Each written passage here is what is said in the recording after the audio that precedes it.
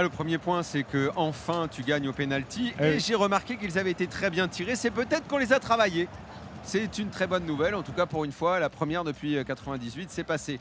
Le deuxième, il faut insister sur ce qui fait la force de cette équipe de France. C'est toujours sa défense et le fait qu'elle semble incapable à prendre en défaut tellement défensivement elle est forte, et notamment grâce à Mike Maignan.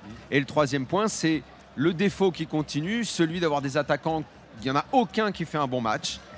C'est une limite, mais une limite qui pour l'instant ne l'empêche pas d'avancer dans ce tournoi. Est-ce qu'à un moment il y aura un mur? Je ne sais pas, mais on ne peut pas passer sous silence la performance de Mbappé totalement inexistant, celle de Kolo Muani qui est carrément catastrophique. Le jeu offensif est toujours aussi faible, mais on continue d'aller de l'avant. Florent, ton micro. On a un problème. Problème de micro. Tiens, Manu, vas-y, tes 3 points. Moi, c'est les mêmes que Daniel. C'est bien la première fois qu'on est d'accord sur tous les points. Il était temps que tu reviennes à la raison, Manu. Non, mais sincèrement, tu parles de la défense, mais moi, c'est Maignan qui nous a sauvés. Mais le secteur défensif a été Oui, très le bon. secteur défensif Comme d'une façon générale, mais Maignan a sorti quelques parades. Absolument. Il nous a tenus dans le match. Il est fort probable qu'il soit homme du match. D'ailleurs, je suis curieux de savoir. Je sais pas, mais pour moi, il est pas loin d'être le meilleur de la Absolument. compétition du côté français depuis le début, en tout cas. Et oui, l'attaque, évidemment, a commencé par le symbole Kylian Mbappé, très déçu de sa prestation. Et très déçu au fait qu'il soit sorti avant la séance de penalty. C'est peut-être lui qui a dit je peux plus. On attend les précisions là-dessus, parce que c'est tout à fait possible. Quoi qu'il en soit, si on avait suivi une sorte de logique sportive, ce que doit faire un entraîneur au vu de ce qui se passe sur le terrain, franchement, je sais même pas. Moi, c'est à la 50e que tu le sors, quoi. Exactement, on en parlera tout à l'heure. C'est toujours les 3 points. Cristiano, pareil. Comme Cristiano ne doit même pas jouer la rencontre. On est face à des entraîneurs qui sont également tenus par les statuts des joueurs, quand même. Il n'y a que Kevin Diaz qui croyait à Cristiano Ronaldo ce soir. On en reparlera. Kevin, il y croyait pas. Florent. Non, le premier point, c'est Maignan, parce que je pense que si Maignan ne fait pas le match qu'il fait, on ne parlerait même pas de la séance de tir au but ce soir. Le deuxième point, c'est qu'une France, 2 équipes ont joué à 10 en fait. C'est-à-dire que le Portugal a joué sans Cristiano Ronaldo et la gestion de Martinez, parce que nous on va parler de celle de Deschamps, la gestion de Martinez est scandaleuse pour le Portugal. Nous on a joué sans Kylian Mbappé et ça devient un peu inquiétant pour la suite. Puis le troisième point quand même, c'est... la suite, il reste que 2 matchs. Ouais, mais bon, le troisième point justement, c'est France-Espagne. Parce que finalement, on va rencontrer normalement ce qui est la meilleure équipe du tournoi, même si elle va être un peu amoindrie. Mais là, effectivement, je pense pas que le Portugal, je pense que dans la lignée des adversaires précédents, le Portugal n'a pas fait le match qu'ils auraient dû faire, et notamment en gardant Cristiano Ronaldo pendant 120 minutes. Jérôme, toi qui es au stade, est-ce que tu as 3 points aussi? Est-ce que tu es d'accord avec ce que tu as entendu? Oui, je pense qu'on est tous d'accord sur le secteur offensif qui a été défaillant encore une fois. Vous parlez de Mbappé à juste titre. On peut mettre aussi Antoine Griezmann parce qu'il était placé plus haut et Antoine Griezmann a été inexistant tout au long de la rencontre. J'avais même oublié qu'il était là, Jérôme, si t'en parlais pas, j'avais oublié. C'est un chemin de croix, l'Euro de Griezmann. C'est ça qui est terrible parce que ces joueurs-là sont quand même 2 joueurs phénoménaux et que là on a une équipe qui a joué quasiment à 9, l'équipe de France, donc avec Mbappé et Griezmann en moins. Et Maignan, le point 2, parce que Maignan, même si Daniel met en avant le côté défensif de l'équipe de France, moi je suis assez d'accord, mais un peu moins sur ce match-là parce que j'ai vu Koundé en difficulté pendant plus d'1 heure de jeu avec Léao qui a souvent pris le dessus. Je suis d'accord, Jérôme, mais il est en difficulté parce que laisse Jérôme finir ses 3 points et après on va enchaîner. Non, parce qu'en face il a un bon joueur. Parce qu'en face il a un bon joueur. Mais le côté défensif aujourd'hui a été bonifié grâce à la prestation de Maignan parce que lui est énorme, en effet. Et puis le point 3, l'entrée de Dembélé, parce qu'enfin un entrant qui a dynamisé quelque chose, qui a essayé en tout cas. Alors bien sûr qu'il manque d'efficacité, mais si Dembélé n'était pas rentré dans cette rencontre, je suis sûr d'une chose, c'est que les Portugais nous auront encore Dembélé, plus on lui a vu faire le match qu'il a fait toute l'année au PSG, c'est le match qu'il a fait quand il est rentré. Mais Daniel, il vaut mieux quand même avoir un coach là qui le fait trop tard, qui fait entrer des éliminateurs comme Barcola et Dembélé. Barcola, il le fait entrer que parce que Mbappé demande à sortir. Sinon, il n'entre pas, Barcola. C'est ça la vérité. Alors les gars, on va faire ça thème par thème, mais je précise qu'on est ici à Suresnes parce que... tu vas pouvoir le donner. Je précise juste qu'on est ici à Suresnes parce que c'était le premier club d'N'Golo Kanté qui a terminé avec le brassard. Voilà, qui a été capitaine de l'équipe de France aujourd'hui quand Mbappé est sorti. Tout à l'heure, on aura avec nous un de ses premiers entraîneurs, on aura même un de ses anciens coéquipiers, le président du club sera avec nous également un peu plus tard pour parler d'N'Golo Kanté qui a démarré ici à Suresnes où nous nous trouvons ce soir, accueillis par le club et la ville, que l'on remercie. Manu, ton dernier point. Oui, alors mon dernier point, pour faire un petit peu dans l'originalité, c'est qu'on est en demi-finale sans ayant marqué un but dans le jeu. Exactement. Non, mais c'est toute la caractéristique de cette équipe. C'est juste incroyable. Ce parcours qui continue d'être à ce point étonnant, avec effectivement une équipe qui trouve ses grandes forces dans le secteur défensif. Alors, vous savez, vous avez beaucoup parlé de Maignan, et évidemment, vous avez raison, il est extraordinaire, mais dans le process de victoire de la Coupe du Monde 2018, Hugo Lloris est extraordinaire. Le match contre l'Uruguay, devant, ils étaient performants. Ils étaient encore meilleurs. Et ils sont allés gagner la Coupe du Monde. C'est vrai, mais que Maignan et qu'on ait un gardien sur une compétition qui fasse des arrêts décisifs, ça a déjà été le cas. Soulignons que Maignan... Fabien Barthez également en 98. On adore tous Maignan, mais Lloris 2018... Attention, hein, il fait des arrêts dans les matchs importants, Belgique, Uruguay, extraordinaire. Il faudrait peut-être des joueurs demander au niveau aussi. Il faudrait peut-être demander à des historiens du foot et du sport de nous dire que s'ils ont déjà vu une nation, ceux-ci en demi-finale, sont marqués un but. Ah.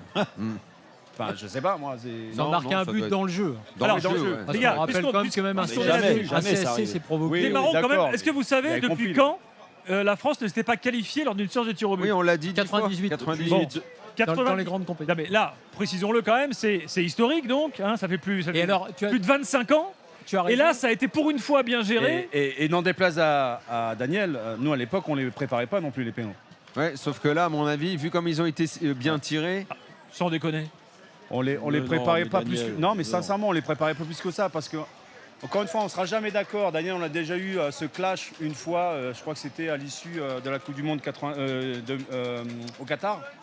Et je lui avais dit que tu peux t'entraîner pendant des années entières si tu veux au penalty. Le contexte, après une fatigue, je t'ai jamais dit le contraire à ça, moi. Bah si, tu m'as dit que mais non, on peut les préparer.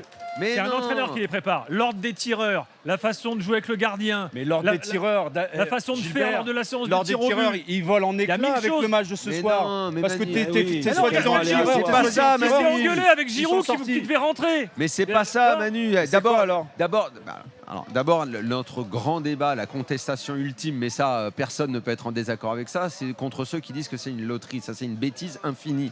En revanche, le truc, c'est même pas tant, je dirais, les tireurs, puisqu'il y a trop d'aléas sur ce qui s'est passé pendant le match et tout ça. Là, on est tous d'accord là-dessus. La fatigue, le stress, la pression. À la limite, c'est plus le gardien qui éventuellement, lui, il a rien à perdre. Il a rien à perdre. Et comme le gardien a moins de pression, lui, il peut travailler dans cet exercice. On est d'accord. Là-dessus, je suis d'accord avec toi. Le seul qui peut travailler, c'est le gardien. Manu, moi, mon idée, c'est de combattre ceux qui parlent sans arrêt de loterie. Eux, ils n'ont jamais joué. Attendez, juste petit point. Je te donne la parole après Flo. Mais j'aimerais que Jérôme Roten, qui est au stade, nous raconte ce qui s'est passé avec Giroud. Tu l'as vu, Jérôme, ce qui s'est passé entre Giroud et Deschamps? Il ne s'est rien passé. Bah, je l'ai vu. Le problème, c'est que, en effet, là, dans l'ordre des tireurs, s'il y a séance de tir au but, certainement que Giroud était prévu. Bien sûr. Et donc, il faisait des grands signes. Giroud, il est venu une première fois sur le banc parce qu'il s'échauffait depuis une demi-heure pour dire le temps il tourne, il faut peut-être me faire rentrer, pardon. Et donc Didier Deschamps dit ok, vas-y, prépare-toi. Le problème, c'est qu'il s'est décidé à la 119e minute. Donc le ballon n'est pas sorti et il n'a pas pu faire rentrer Giroud, donc qui était prévu dans les 5 tireurs. Voilà, donc comme quoi il y a des choses qui ont certainement été préparées, mais il y a d'autres choses par rapport aux aléas, et cet aléa-là où c'est une erreur de Didier Deschamps. Bah oui, il doit le faire rentrer avant, Jérôme, on est d'accord. Largement. Je suis désolé, c'est pas un deuxième gardien qui rentre pour essayer de contrecarrer les plans des tireurs adverses. Là, on parle d'un joueur de champ. Faire rentrer 5 minutes Giroud dans les prolongations, c'est quand même pas dramatique, rassurez-moi. Non. Mais Jérôme, en quoi de faire rentrer Giroud serait une garantie qu'il marque son penalty? Mais ça, je suis d'accord avec toi, Manu, tu as raison. Le problème, c'est que je pars du principe que Didier Deschamps a quand même réfléchi avec son staff s'il y avait une séance de tir au but et qui est à même de tirer les tirs au but. Quand tu vois que Théo Hernandez est le dernier tireur, c'est que ça a été réfléchi parce que Théo Hernandez les tire à Milan. Mais comme Olivier Giroud, c'est soit Théo Hernandez, soit Olivier Giroud. Donc c'est normal que des tireurs en club soient censés les tirer en sélection. Après la vraie différence qu'on a vue ce soir par rapport au fait que ce soit travaillé ou pas, c'est que certains, là, 3 tireurs, ont mis des tirs au but absolument parfaits. C'est-à-dire Koundé, Barcola ou Hernandez n'ont pas tremblé et les ont mis hors de portée du gardien. Je veux dire, on n'a pas eu une séance de tir au but pourri. Il y a 5 tirs au but français marqués. C'est vrai que dans les séries mais même les Portugais, à part Joao Félix, qui s'est vu dès le début avec une pression énorme. Parce qu'au final, il n'y a pas d'arrêt de Maignan. Non, pas d'arrêt. Il y a 5-3 et pas d'arrêt de Maignan. Mais ce que je veux dire, c'est que je pense qu'au moins sur la prise de conscience, même individuelle de tous les joueurs, il y a plein de données maintenant qui te disent oui, effectivement, si tu tires fort en haut et non pas à mi-hauteur, par exemple, tu as plus de chances de le mettre. Oui. Bon, il était temps qu'on comprenne ça. Et même le choix. C'est pour ça que Dembélé, il l'a mis pas fort à terre. Ouais, mais même le choix. Mais d'ailleurs, lui, Dembélé, il n'a pas super bien tiré. Lui, il n'a pas bien tiré. C'est le seul. En revanche, le fait. Et comment il n'a pas bien tiré? Il l'a pris à contre-pied le gardien. Mais vous êtes malade. Non, parce que Diogo Costa est parti 2 heures avant sur ce tir au but. Parce que peut-être qu'il l'a vu. Je suis pas sûr. Mais bon. En tout cas, en revanche, le tir au but qui est malin, c'est aussi celui qui fait que Diogo Costa partant tout le temps, tu le mets au centre. Ça aussi, c'est une technique qu'avait conseillé Dibou Martinez pendant la Coupe du Monde et pendant la série tir au but. Donc, je pense quand même que travailler ou pas, maintenant Deschamps l'avouera pas. En tout cas, les joueurs eux-mêmes, et y compris en club, dans les clubs, en tout cas, ils profitent de ça. C'est beaucoup plus travaillé qu'avant. Et ce soir, on a eu 5 tirs au but réussis. Jérôme, avant de te laisser, parce que sinon ils vont te mettre dehors du stade là. Tout de même, ton bilan, parce que on n'a pas vu une équipe de France flamboyante. On parlait tout à l'heure des problèmes en attaque. On marque pas dans le jeu. Malgré tout, tu es en demi-finale. Donc, qu'est-ce que tu en penses pour la suite? Je pense qu'on serre les fesses à chaque match de l'équipe de France. De toute façon, on a l'impression que quand on passe les tours, le niveau s'élève. Là, on parlait du Portugal qui était bien meilleur que la Belgique. En toute logique, ça a été le cas, mais on a beaucoup souffert, mais on est passé. Là, on parle de l'Espagne qui est quand même amoindrie, parce qu'il y a 3 joueurs en moins pour la demi-finale. L'Espagne, c'est pour moi la meilleure équipe du tournoi, sans aucun doute, en termes de jeu et même de qualité de joueurs. Des joueurs qui sont attendus à un haut niveau et y répondent présents.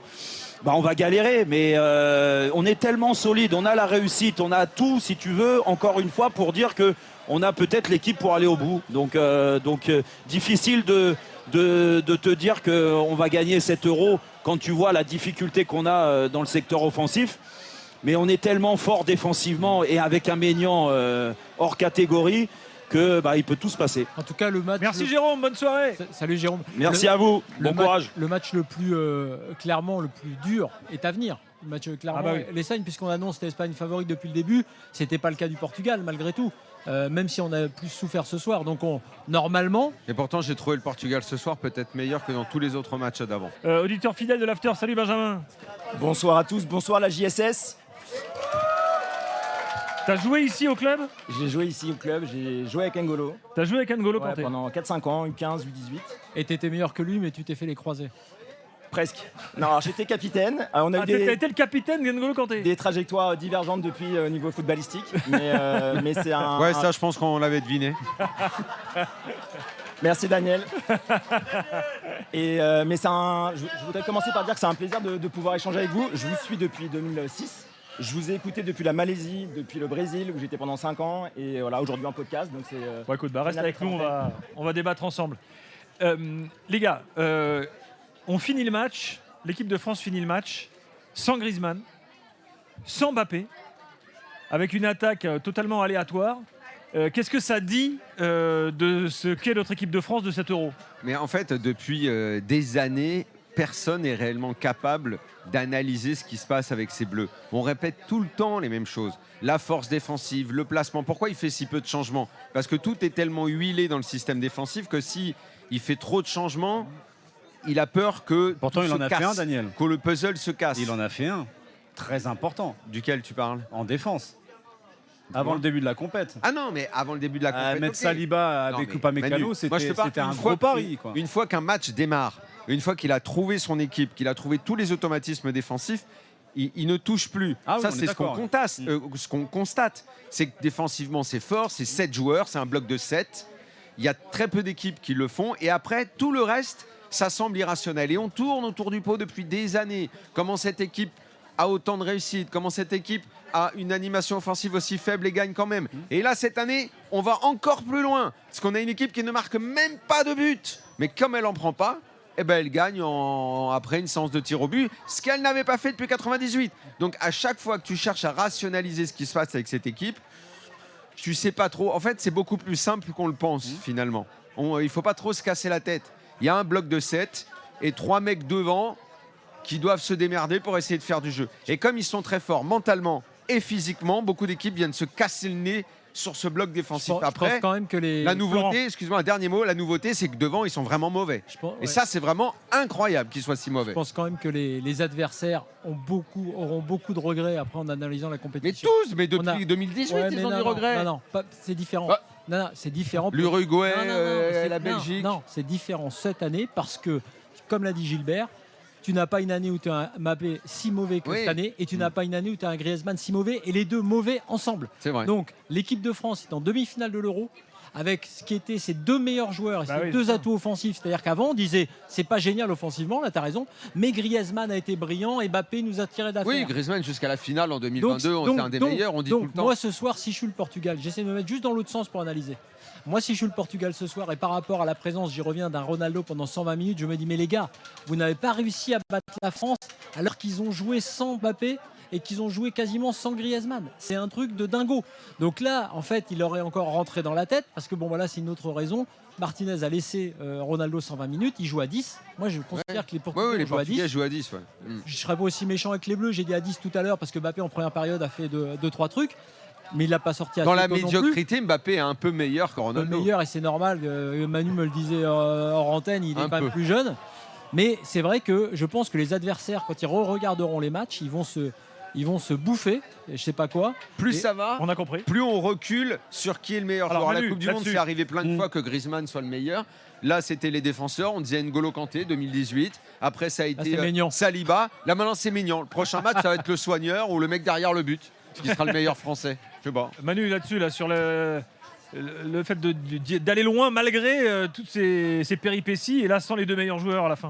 La question que je me pose, est-ce que c'est possible d'aller jusqu'au bout, d'emporter le championnat d'Europe en continuant comme ça ? Je pense que ça sera très compliqué contre l'Espagne qui marque quasiment à tous ses matchs et qui se crée un nombre incalculable d'occasions à chaque fois. Donc même face à une très belle défense française, ça sera un énorme test. Et moi, je ne suis pas certain, si on reste encore orphelin de buts face à l'Espagne, qu'on puisse passer ce tour. Et puis attends, tu as un truc, Gilbert, qui est intéressant. Là, tu te dis, ils sont pas bons. Dans une équipe normale, avec des joueurs qui n'auraient pas le statut qu'ont Griezmann et Mbappé, tu pourrais te dire, tiens, on a Barcola et Dembélé, donc on va repasser un système différent. Alors que tu sais déjà qu'il n'osera pas, a priori, contre l'Espagne. Il ne mettra pas Barcola en titulaire contre l'Espagne. Il va repartir avec un truc que tu connais. Et Griezmann... Mais t'es sûr que s'il est titulaire, quelle garantie il offre ? Il rentre un quart d'heure, il a du mal à dribbler, c'est le niveau international. Il a du mal à dribbler. Le premier dribble, il est rentré dans la surface. Mais après, derrière, il a perdu tous ses ballons dans la foulée. Je pense que Didier, à mon avis, il va avoir un mal de tête dès ce soir pour essayer de se projeter contre l'Espagne et savoir qui je vais mettre devant. Mais sa seule question, c'est aujourd'hui, est-ce qu'il va nous remettre les joueurs qui sont décevants depuis le début de la compétition? La question pour lui, et c'est une vraie question qui est compliquée pour un sélectionneur, j'ai le gars qui est censé être ma star, le gars qui est censé être mon meilleur joueur, il est mauvais. À quel moment j'acte ça en me disant, parce que c'est l'autre question sous-entendue, il ne va pas du tout se réveiller, parce qu'en fait, tu as toujours l'espoir que bon, il a été mauvais jusque-là, mais que le jour où il va se réveiller, il va te mettre le but décisif. Mais c'est ce qu'il pense, Deschamps. Évidemment que c'est ce qu'il pense. Non, mais n'oubliez pas une chose quand même. Mais là, il faut acter le fait. T'es mauvais, tu joues pas. N'oubliez pas une chose importante. Le prochain adversaire, c'est l'Espagne. Et où va Kylian Mbappé? En Espagne. Et donc pour je crois que ça va plus. Il a besoin d'être encore motivé. Ça me rappelle un peu le parcours du PSG en Champions League où ils étaient à deux doigts. Il n'a pas besoin d'être motivé encore plus, Mbappé. Moi, je rêve de finale. Il est motivé, il est mauvais. Moi, je rêve de voir Kylian Mbappé face à l'Espagne avant qu'il arrive à Madrid. Première réaction, les gars. Toi, tu le remets. Eduardo Camavinga, tu le sors. J'espère que ça peut être le déclic pour lui. Camavinga, on écoute. C'est avec Fabrice Hawkins il y a quelques instants.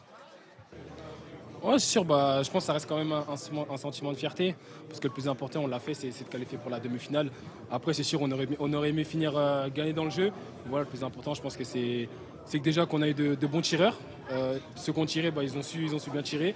On a aussi bien défendu, très bien défendu. On n'a pas pris de but. Donc voilà, je pense que le plus important a été fait et aujourd'hui on est qualifié, on est très content. Le fait que vous les ayez travaillés justement ces pénaltys, Eduardo, est-ce que ça vous a aidé à être performant ce soir ? C'est sûr, je pense que l'entraînement ça sert toujours, que ce soit sur d'autres phases, on s'entraîne fort pour ça. Donc voilà, le fait de s'être entraîné sur ça, je pense que ça apporte un peu plus de confiance. Et voilà, les tireurs ont su le faire aujourd'hui. La performance de Mike Maignan ce soir aussi, Moi, il n'y a plus rien qui me choque. Franchement, c'est un très très grand gardien. Il a su nous sauver à maintes et maintes reprises. Donc voilà, j'ai rien à dire sur lui. À titre personnel, ça t'a fait plaisir de jouer avec Aurélien justement qui est à côté de toi? Franchement, il est relou, non, en vrai, ça fait plaisir, ça fait plaisir. En plus, au club, on est ensemble. Voilà, aujourd'hui, on a fait un grand match tous les deux. Donc voilà, le plus important, c'est qu'on ait très très bien joué tous les deux, ensemble. Il faut que tu bouges, toi, du 11 maintenant. 90 minutes, tu as été très performant. C'est quoi la question? Il faut que tu bouges maintenant du 11 de départ. Vous savez ça, là. Il y a le coach qui est là-bas, là. Vous pourrez lui poser la question, c'est pas moi qui me pose la question. France-Espagne, une affiche extraordinaire en demi-finale. C'est sûr, ça va être un énorme match face à une très grande nation. Voilà, on n'entend plus très bien. Là. Il parle du France-Espagne. Aujourd'hui. Donc voilà, on va d'abord beaucoup se reposer. On va travailler et après on pourra se focaliser sur le match qui arrive. Sur la compo, parce que c'est intéressant, il lui parle là de sa titularisation, ça rien n'est moins sûr parce que Rabiot va revenir dans le jeu. Bah oui. Moi je pense que Deschamps, tant qu'il passe Deschamps, et lui il pense qu'il passe normalement parce que c'est sa façon de passer les matchs et de se qualifier. Bah, il va remettre globalement ou quasiment les mêmes joueurs. Même Rabiot à la place de Camavinga et Mbappé sera sur le terrain et il n'y a aucune hésitation là-dessus. Et Griezmann peut-être même toujours sur son côté droit à galérer. Maintenant, la question qu'on posait là dans l'after, elle est valable sur la relation Griezmann-Deschamps qui s'est abîmée depuis l'histoire du brassard, qui s'est abîmée depuis qu'il l'a sorti, qui s'est abîmée depuis qu'il le met sur ce côté droit. Il a son body language, son attitude, et puis lui-même n'est pas bon. Il n'y a pas que Deschamps. Attention, il faut voir que son niveau de performance a lourdement baissé. Pas bon. Parce que lui, se mettre au service de l'équipe ou courir, il a toujours dit que ça ne l'emmerdait pas. Mais comme là, il n'est pas bon. Ce Deschamps qui ne sort que difficilement et tardivement ses joueurs, c'est le premier qu'il a sorti, c'est Griezmann quand même ce soir. Je pense que Griezmann, là, dans cet Euro, il a pris son... Alors déjà, il sait qu'il n'est pas bon et ça doit lui peser. Il sait qu'il n'est pas utilisé à son meilleur poste. Stop, Aurélien Tchouameni est en direct sur RMC. Du jeu, que ce soit défensivement ou offensivement, mais on va juste savourer cette victoire parce que c'était pas facile aujourd'hui. Vous n'avez pas frappé lors de la séance? Quelle séance? Comment? Lors de la séance. Ouais. Incroyable. On a deux top joueurs dans l'équipe, on a aussi un très grand gardien, donc le coach a désigné certains joueurs, on a confiance en les uns et les autres, donc forcément je me suis dit qu'on était en bonne posture pour gagner cette séance de tir au but, ce qui n'est pas forcément le cas en équipe de France. Voilà pour Aurélien Tchouameni. Encore une réponse. Ça se passe dans la zone d'interview donc du stade c'est une moissonneuse bateau apparemment. Oui, apparemment. Alors, il parle des décisions des choix des tireurs, je crois. Il n'a pas tiré d'ailleurs. Non. Il avait raté. Non, je pense que chaque match a son histoire. Ce qui s'est passé contre l'Argentine, ça fait partie de notre histoire. Aujourd'hui, on a pu surmonter cette épreuve-là. Donc, on est super content d'avoir gagné cette séance de penalty. Je pense que ça va donner de la confiance à tout le monde. Et puis maintenant, on va bien se reposer pour préparer ce match contre l'Espagne. Voilà pour Tchouameni. Une dédicace pour mon ami Daniel quand même pour Bambi qui quand même montre son caractère d'aller tirer un tir au but à la Henri Trezeguet 98. T'es d'accord quand même? Il a du mental, non? Oui, oh là là, oui. Ouais, c'est formidable. C'est qui Bambi? Bambi, c'est Barcola. Ah, ok. C'est un surnom que Daniel lui a donné. Ok. Voilà. Toi, tu découvres ça, toi? Je ne savais pas qu'il s'appelait Bambi. Il tombe de la lune, Manu. Non, mais pour de vrai, je savais pas. Manu, t'es d'accord? C'est son deuxième prénom. Ah bon? En 98. Non. En 98, quand Henri Trezeguet sont allés tirer, c'était fort quand même à l'époque. C'est différent. Il jouait. Quand Aimé Jacquet s'est tourné vers tout le monde pour demander justement au taulier qui est-ce qui veut tirer, tout le monde regardait la tribune, et regardait par terre. Et c'est les deux gamins qui se sont levés pour se proposer. Dont toi d'ailleurs. Non, moi les pénaltys, c'est pas mon truc. Ça, jamais ton mon truc. Marcel non plus d'ailleurs. Non plus. Mais bon, au final, ça nous a fait gagner, quoi. Donc. Bon, Benjamin, le débat là sur l'équipe de France sans Griezmann et Mbappé, qu'est-ce que t'en penses, toi? Effectivement, c'est compliqué. C'était quand même les deux pièces maîtresses sur les dernières compétitions. Griezmann, c'était le métronome. Il donnait vraiment le tempo. Techniquement, il était toujours juste, toujours la passe qu'il fallait, l'orienter quand il fallait. Et là, c'est vrai que c'est compliqué pour l'animation offensive. Et avoir des ailiers qui peuvent créer des différences, mais au final, vu que dans l'axe, il y a des zones, et on l'a vu plusieurs fois, Hernandez qui montait, et Kylian qui se retrouvait dans sa zone, et qui au final s'est marché dessus. Donc, c'est compliqué. Il joue un petit peu à l'envers. Je pense que c'est aussi le système qui veut ça. Mais demain, changer. Alors, je le vois pas ne pas aligner Mbappé d'entrée de jeu. Donc c'est plus, voilà, est-ce que ça va être un Thuram, est-ce que ça va être un Kolo Muani? Mais demain, voilà, la question qui peut se poser, il peut tous les essayer. Kolo Muani, Thuram, est-ce qu'il y en a un qui est vraiment meilleur que l'autre? On ne sait pas. Tout ce qu'on sait, c'est que Dembélé, effectivement, lui, apporte quelque chose de plus, c'est-à-dire qu'il élimine, il déborde, il a une faculté de pénétration. Mais c'est vrai que souvent, ça débouche sur rien. Ça débouche très souvent sur rien. T'as vu Dembélé de Ligue des Champions? Non, mais ça débouche très souvent sur rien. Je crois d'ailleurs que c'est lui qui a été, alors qu'il est rentré en cours de match, je crois que c'est lui qui a été élu homme du match. Ah bon? C'est dire le désarroi de ceux qui doivent décider ça. Oui, je comprends pas trop. Sérieux, où est-ce que je crois, regardez, ça a dû tomber. Dembélé apporte quand même. Moi j'aurais mis Maignan homme du match. Oui, moi aussi. Non, mais ce que je veux dire, c'est que je suis d'accord, il conclut toujours aussi mal. Non, mais moi je le mets aussi. Mais si tu mets pas Dembélé, t'as encore moins de moments d'élimination. À un moment donné, il va éliminer, il va donner, on va bien mettre un but. Oui, voilà. À un moment, il fait un raid là, il fait 40 mètres avec le ballon. Là, tu te dis, il va y aller, il va finir tout seul. Et non, mais le problème, c'est que Dembélé, et si tu vas par là, son deuxième surnom, son surnom, ça devrait être à un moment donné. À un moment donné, ça va quand même passer. À un moment donné, ça va quand même le faire. Sauf que ça fait combien de temps qu'on attend que ça passe, qu'il arrive le centre, que le centre il finisse pas en tribune, que la frappe elle termine pas, tu sais, sa fameuse frappe pied gauche. Alors qu'on voit bien que c'est rentré une fois contre le Barça, il a fermé les yeux, c'est par miracle s'il allait sous la barre. Mais à chaque fois, il fait la même. Il enroule. Ça se termine tout le temps de la même façon. Mais malheureusement, comme il n'y a pas mieux, je me mets dans le camp de Flo et je dis oui, évidemment, Kolo Muani, Thuram, c'est de la tristesse, donc tu mets. Mais même si tu vas par là, même Bambi, je le mets parce que de toute façon Thuram et Kolo Muani, dès que je les vois prendre le ballon, ils me font peur. Ils ont les pieds à l'envers, les mecs. T'imagines le niveau technique. Kolo Muani, moi honnêtement, je suis en train de me demander là si on n'est pas dans un des plus grands braquages des 5 dernières années. Je sais pas comment c'est arrivé que ce gars-là soit en équipe de France et qu'il est signé au PSG. C'est incroyable quand tu le vois prendre un ballon. Oh là là. Deux choses. Ce qui me gêne dans l'entrée. Il lui fait mal au ballon. Ce qui me gêne dans l'entrée de Barcola, Gilbert, c'est que c'est Mbappé, comme j'ai dit tout à l'heure, c'est Mbappé qui a demandé à sortir. À aucun moment, il y a eu, on va dire, le coaching de Deschamps qui s'est dit tiens, je vais lancer Barcola pour l'éliminer. Et la deuxième chose sur Kolo Muani, je l'ai déjà dit dans l'after à maintes reprises, à la limite sur un côté, mais en neuf, c'est sûr et certain qu'il n'a ni le niveau des Bleus, ni le niveau du PSG de la Ligue des Champions, et que le côté neuf où il a été formé, ça passait à Nantes et éventuellement à Francfort. Manu, oui, d'accord avec ça? J'ai pas grand chose à dire ou à contredire sur ce qui a été dit parce que. Donc tu es d'accord? Je pense que globalement on est tous un peu d'accord sur ce qui a été dit. On a des yeux, on a tous vu la même chose. Ma pensée va plus vers les oiseaux en fait parce que je pense qu'on en a touché quelques-uns depuis le début de la compétition. C'est vrai qu'on en a encore touché. Maintenant, tu sais, un dernier mot sur Barcola, sur le fait qu'effectivement, au vu des forces en présence, il pourrait très bien jouer en haut à gauche dans un 4-3-3. Mais alors, t'imagines ce que ça voudrait dire? Ça veut dire que l'entraîneur acte le fait que Mbappé soit à côté de la plaque, ce qu'on voit tous, mais qu'il y a une décision qui est quand même une sacrée décision. En plus, Barcola, je pense que si tu veux le faire progresser, et c'est ce qui devrait arriver dans les années à venir, il faut quand même qu'il évolue dans un schéma qui a été travaillé, dans une animation qui a été travaillée. Or, on sait qu'en équipe de France, il ne travaille pas. Donc c'est un peu lui dire, voyons voir si à un moment tu as un ballon, essaye d'éliminer et fais quelque chose. C'est pas non plus lui rendre vraiment un grand service que de le lancer dans ce contexte-là. Mais après, effectivement, donc je pense qu'il est plus joker. Il est plus joker. Tranquille, Deschamps, il joue un peu dans ce système-là à Paris aussi. Non, mais à Paris, il donne le ballon aux attaquants et il fait la différence. Logiquement, on va travailler un schéma offensif. La différence, c'est que le jeu de Luis Enrique, il y a des schémas de passe. Voilà, quand même. Vous avez vu ça, vous? Oui, quand même un peu. Moi, oui, Daniel, moi. Rassurez alors. Non, parce que moi, j'ai pas vu grand-chose. Oh merde, non. Un ennemi. Mais non, mais pas du tout. Moi, je vois que ça travaille. Je vois ça, ce que je t'ai dit, mais tu veux pas l'entendre, c'est que c'est un mytho. Qui ça? J'y file les idées de génie.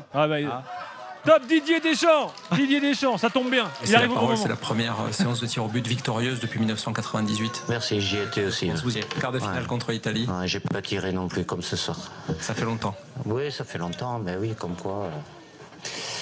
Quand ça tourne du bon côté, c'est vrai que c'était un match très dur, très belle équipe du Portugal, on le savait. On aurait pu le gagner, ils auraient pu le gagner, et puis voilà, même si on a eu...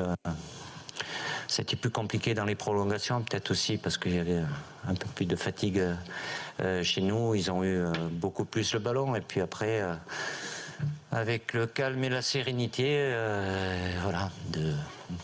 ceux qui ont tiré ont bien tiré. Après, si on les met tous, c'est que l'adversaire le rate. Donc tant mieux. Comme quoi, même si c'était pas la même circonstance, puisque la dernière séance, il y a un titre mondial en jeu, mais il faut, comme je vous le dis à chaque fois, déjà d'avoir éliminé la Belgique, il faut savourer, on est en demi-finale, quand on voit les émotions et le bonheur qu'on partage avec tous les supporters qui sont là, de plus en plus nombreux au fil des années. Je pense que devant la télé aussi. Et puis voilà, pour moi, c'est une fierté pour mes joueurs, même si on ne fait pas tout parfaitement, mais on lâche rien. Et quand il faut faire basculer les choses du bon côté, on a cette capacité-là aussi, dans le temps. Et d'être encore une fois en demi-finale, voilà, je ne vais pas arrêter le temps, mais savourer un petit peu, même s'il y a un match qui va venir assez vite. Bonsoir Didier, Baptiste Després, Le Figaro. Vous êtes en demi-finale de l'Euro, alors que tes deux meilleurs joueurs, ton capitaine et ton vice-capitaine, passent complètement à côté de la compétition. Comment tu l'interprètes, toi, en tant que sélectionneur ? Vous êtes toujours sévère, mais bon, moi je les défendrai toujours, de toute façon, même si je peux leur dire ce que je pense en tête à tête, mais évidemment que pour différentes raisons, mais Kylian et Antoine, oui, ils ne sont pas au top de ce qu'ils sont capables de faire. Mais ce n'est pas la même situation, mais malgré cela... voilà, on est là. Alors évidemment, les deux sont censés nous améliorer l'efficacité qu'on n'a pas. Mais ils s'accrochent, ils sont dans un groupe et avec au-delà des qualités footballistiques, la force collective, elle est toujours là, même s'il y en a qui ont pris le relais très bien, comme c'était le cas avec Colo au dernier match, là aussi, d'avoir de bonnes entrées, c'est très bien, donc jusqu'à maintenant. Voilà pour Didier Deschamps, sa première réaction. Benjamin, merci beaucoup. On a failli s'endormir. Même lui, il ne peut pas trop analyser le match. Hein, il dit quand même jusqu'à maintenant. Ça veut dire que c'est un petit bonheur la chance quelque part. Quand il dit jusqu'à maintenant, ça veut dire que lui-même, il n'est même pas sûr que ça peut continuer comme ça contre l'Espagne. Je crois bien. Oui. Ouais. Et en creux, il te dit quand même qu'il confirme que Mbappé et Griezmann sont loin de leur niveau. Mais même il peut difficilement dire autre chose. Il dit aussi une chose qui pour moi est importante quand il dit oui, vous êtes très dur avec mes joueurs, moi je vais les défendre. Et derrière, il dit. De toute façon, moi, je vais leur parler en tête-à-tête, sous-entendu, qui va leur tenir un discours complètement différent. Donc, qu'est-ce qu'il va pouvoir leur dire exactement ? T'as été nul. Parce que c'est Kylian Mbappé qui décide de sortir. Donc, qu'est-ce qu'il va lui dire quoi ? Non, mais Manu, moi, je te pose une question. Il va les voir. Il leur dit quoi ? Vous n'êtes pas bons ? Très bien. Mais est-ce qu'ils sont capables d'être bons ? Est-ce que physiquement, Mbappé, c'est toute l'année qu'il a été mauvais. Donc, on est sans arrêt en train d'attendre qu'il retrouve son niveau ou qu'il progresse. Mais globalement, par rapport à ce qu'on sait de lui, cette année, il a mis beaucoup de buts, il a quand même été précieux dans quelques matchs. C'est depuis février, Daniel. Avant, il fait quand même sa saison. Mais il est sur une dynamique qui est ultra négative. Même si je vais te voir, je te parle dans les yeux, je te dis, Témoné, qu'est-ce que ça va changer si physiquement il est cuit ? Parce que c'est physiquement qu'il a l'air cuit. Et Griezmann, c'est la même. Moi, je pense comment tu vas les motiver ? J'imagine qu'ils sont motivés. On n'est pas en train de parler d'un vulgaire match de championnat. On parle d'un quart de finale d'Euro.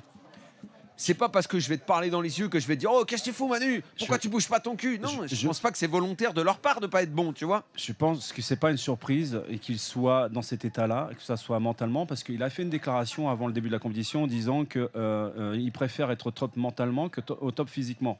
Sur les deux côtés, il n'est pas bien du tout. Je pense que toute la saison qu'il a vécue, il arrive vraiment avec le cerveau qui est pris. Absolument. Il n'est pas libre. Même s'il a dit avant la compétition, je signe au Real Madrid, il est libéré par rapport à ça, il n'y a plus de pression à ce niveau-là. Mais il s'est éparpillé aussi dans pas mal de domaines à l'extérieur du football qui lui mettent une pression négative qui pour moi n'est pas nécessaire. Et là, il doit recommencer une carrière. Si je me mets 30 secondes à sa place, il doit se dire, je sais que depuis le début de la compétition, je ne suis pas bon, je suis soi-disant le meilleur joueur du monde, je sais que je vais jouer contre l'Espagne et à Madrid, ils m'attendent tous. Mais est-ce que ça suffit, ce levier mental? Il va se mettre une pression incroyable encore plus. Manu, est-ce qu'il est capable aujourd'hui? Est-ce que ça suffit? Ma question elle est simple. Est-ce qu'il est capable aujourd'hui de relever le challenge sur le plan mental par rapport à ce qui va se présenter? Mais à un moment, le mental, c'est bien. Tu soulèves des montagnes, mais il faut aussi les jambes. Regarde. Moi, je le vois, il n'a pas les jambes. Il n'a pas la tête non plus. Il n'a ni la tête ni les jambes. Flo, au mot de la fin, ensuite pub. Le match d'Mbappé à observer, c'est assez terrible. Parce que tout ce qu'il ne fait pas ou ce qu'il faisait moins, il le fait en début de match, quand il a un peu de jambes. On l'a vu. Et après, plus d'accélération. Même à 54 ans, j'aurais pu défendre ce soir face à Kylian Mbappé. Parce qu'il prend jamais la percussion, il ne dribble jamais, il ne fait plus rien, il est toujours arrêté. Et tu crois que juste parce que mentalement, je joue contre l'Espagne, je joue au Real, ça va être un déclic, ça suffit? Quand physiquement, tu n'as pas les jambes? Sincèrement, moi je reste persuadé que les très très grands joueurs, à un moment donné, mentalement, il y a un truc qui se passe, tu vois. Sauf que lui, ça fait 1 an qu'il a la tête dans l'entonnoir. Manu, c'était un quart de finale, c'était un 8e, moi je veux bien le fameux déclic. Là, je vois un gars qui physiquement n'avance pas. Benjamin, merci d'être passé. Merci à vous. Et il jouait quel poste, N'Golo Kanté, à ton époque, là, quand vous aviez 15 ans? Il était déjà milieu. Il était déjà milieu. Et déjà, quand il était Il faisait déjà cette taille-là ou il était encore plus petit? Il était plus petit, donc c'était d'autant plus impressionnant parce que déjà physiquement, il avait beaucoup de travail. Et quand il jouait pas, on savait que il était plus petit, c'est-à-dire parce que bon, il était vraiment petit. Il était plus petit, ouais. D'accord, ok. Mais il était déjà surclassé, donc la différence de taille était d'autant plus impressionnante. Et quand il était surclassé du coup avec l'équipe senior, on savait que nous on allait devoir courir 2 fois plus. Manu Petit est là, Daniel Riolo est là, Florent Gautreau est là et tu sais qui et Nico Villas nous rejoint. Il est en studio avant la libre antenne. Nico, bonsoir. Bonsoir. Tu sais, attends, Tout en condoléances. Juste un truc, tu sais qui a commencé sa carrière aussi ici? Un ami de l'after. Il y en a beaucoup ici. Un ami de Damien Périnel, bien sûr, qu'on salue. Son frère Pascal était là tout à l'heure et leur père a été président du club quand N'Golo Kanté était jeune. Et c'est d'ailleurs son père qui a participé à ce qu'N'Golo Kanté parte à Boulogne, là où jouait Damien. Absolument. J'ai une grosse pensée pour Nico quand même.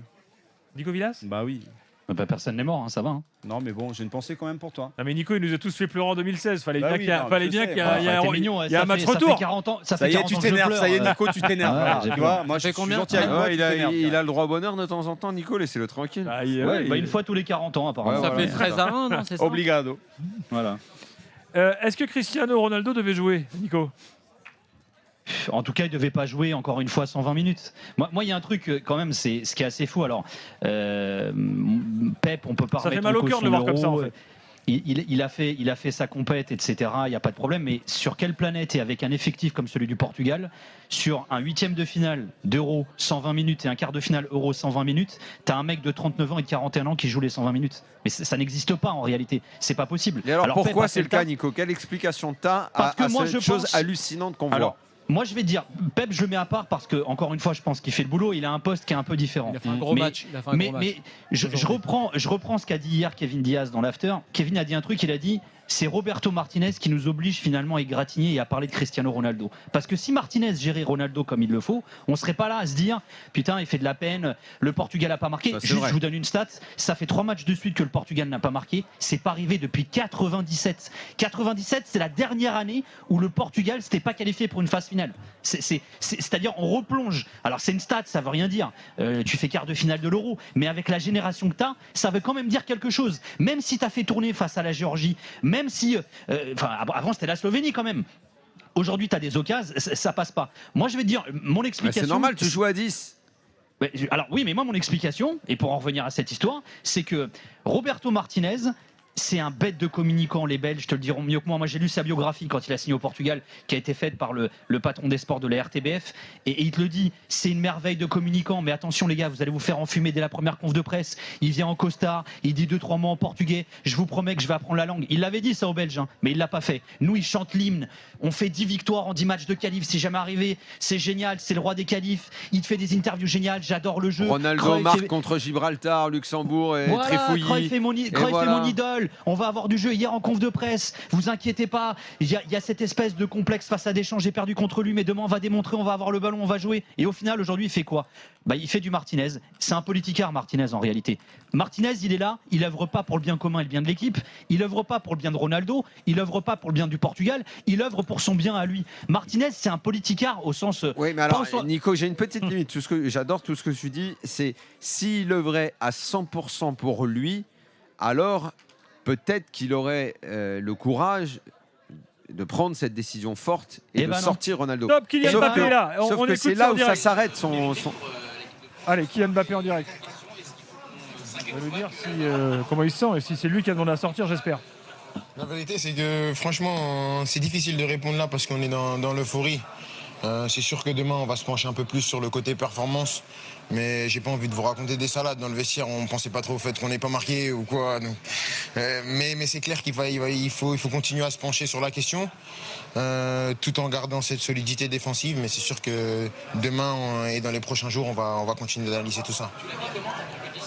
Ouais, encore une réponse de Kylian Mbappé. Il est au milieu de plein de journalistes, donc c'est compliqué d'entendre les questions. Mais on veut plus. Est-ce qu'il est frustré ? Je pense qu'il faut passer au-dessus de ça. C'est sûr que c'est les aléas du footballeur. Mais comme vous l'avez dit, quand tu es capitaine, tu dois passer au-dessus de ça et toujours garder cette implication et essayer de toujours être là pour les coéquipiers. Et je pense que je l'ai toujours dit avant plein de compétitions, que j'avais dit que peu importe ce qui se passe, le plus important c'était qu'on gagne. Les gens pensaient que c'était une boutade, mais maintenant on y est. J'ai mis qu'un but, mais on est en demi-finale et je suis toujours très content. Et bien sûr que j'espère que je vais aider l'équipe en demi-finale, mais je suis très content pour l'équipe avant tout et à moi de me mettre au niveau contre l'Espagne. Bon, une dernière réponse. Ouais. Mais c'est encore pire quand vous tirez pas, parce que t'es loin de la cage. Je préfère y aller. Mais les gars qui ont tiré, ils ont super bien tiré. Mais ouais, en fait, je comprends maintenant les gens qui sont dehors et qui vivent ça, parce que c'était comme si nous on était un peu dehors, quoi. Et on est super loin. Mais on n'entend pas le coup de sifflet déjà. Parce que ça crie, mais c'est dingue, Voilà pour Kylian Mbappé qui était en direct là sur. En tout cas, moi quand je l'entends là, je ne vois pas une once de cinéma ou de quoi que ce soit chez tous les gens qui tapent dessus. On voit tous qu'il est mauvais sur le terrain, c'est pas de problème. Mais de là à exagérer sur sa personnalité, sur ceci, non, là il a l'air à fond complètement dans le groupe, dans l'équipe. Il est avec les autres. Il voit, je pense qu'il est assez lucide. S'il ne l'est pas, tant pis pour lui, pour voir qu'il est mauvais. Mais en tout cas, il est là. Il se dit si le prochain match, je vais essayer de tout faire pour l'équipe. En tout cas, je ne pense pas qu'il ait fait du cinéma sur le bord du terrain. Là, dans ses réponses, je vois que de la sincérité. Donc, bon, moi, qu'on dise qu'il est mauvais sur le terrain, ok, mais qu'il n'est pas cinéma et Daniel, ceci et cela non plus. Encore heureux parce que quelque part, il est protégé par son coach. Il est protégé un peu dans le système. On joue pour lui. Celui qui doit être plus malheureux et qui fait contre mauvaise fortune bon cœur, c'est Griezmann. C'est pas Mbappé.